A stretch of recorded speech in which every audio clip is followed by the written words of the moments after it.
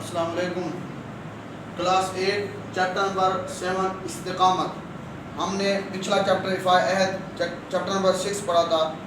آج ہم chapter number 7 استقامت پڑھ رہے ہیں۔ استقامت اب ریڈ کرتے ہیں۔ آپ کے جو مشکل سوالات اینڈ پہ دیے ہوئے ہیں استقامت کے باب میں، اینڈ پر جو سوالات ہیں اس کا پہلا سوال ہے مشق کا، استقامت کا مفہوم تفصیل سے بیان کریں۔ استقامت کا مفہوم تفصیل سے بیان کریں۔ تو آپ دیکھیں، اپنی بک کھولیں اور استقامت کا چیپٹر کھولیں۔ پہلا چیپٹر اپنا استقامت کا چیپٹر ہے اور اس کی پہلا سوال جو ہے وہ استقامت کا مفہوم۔ آپ اپنی بک کھولیں، استقامت کا باب کھول کر دیکھیں، یہاں مفہوم لکھا ہوا ہے۔ استقامت کے لفظی معنی ہے سیدھا رہنا یا سیدھے چلتے رہنا۔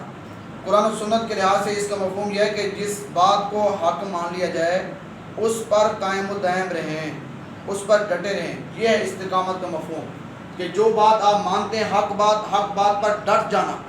اس لیے قرآن نے کہا ان الذین قالوا ربنا اللہ ثم استقاموا، کہ جب ہم کہیں ایمان والے لوگ وہ ہیں جب ایمان لائیں اس کے بعد اللہ کو ایک مانیں، ربنا اللہ، کہ ہمارا رب اللہ ہے، ثم استقاموا، پھر ڈٹ جائیں کہ اللہ ایک ہے۔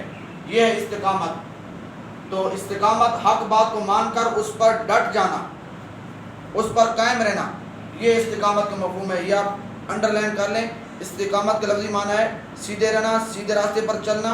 قرآن و سنت کے لحاظ سے اس کا مفہوم یہ ہے کہ جس بات کو حق مانا جائے اس پر قائم رہیں۔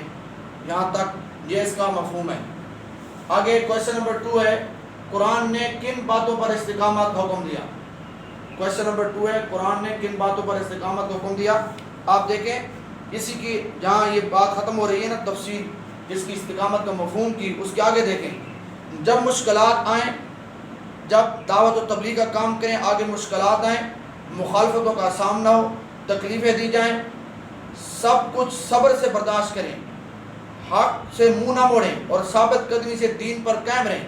تو یہ اللہ نے حکم دیا ہے کہ کن باتوں پر استقامت، کہ جب حق بات کو مانا جائے پھر اس کو پھیلایا جائے۔ تو حق کی تبلیغ کرتے ہوئے، حق بات کو پھیلاتے ہوئے، آگے جو مشکلات آئیں، تکلیفیں ہیں، اور یا جو دین مذہب کو آپ نے قبول کیا ہے وہ حق مذہب ہے، حق دین ہے، اس پر جب چلنا ہے تو جو راستے پر مشکلات آتی ہیں، تکلیفیں آتی ہیں، اس کو برداشت کرنا۔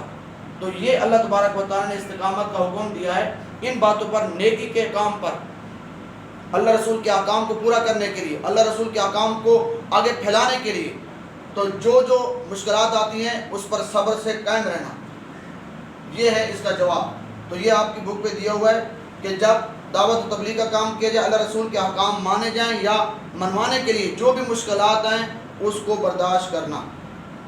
تو یہ آپ نے 2 کویشچن ہم نے پڑھ لیے، یہ آپ نے اس کے جواب جو ہے وہ دینے، آپ نے یاد کرنے۔ السلام علیکم۔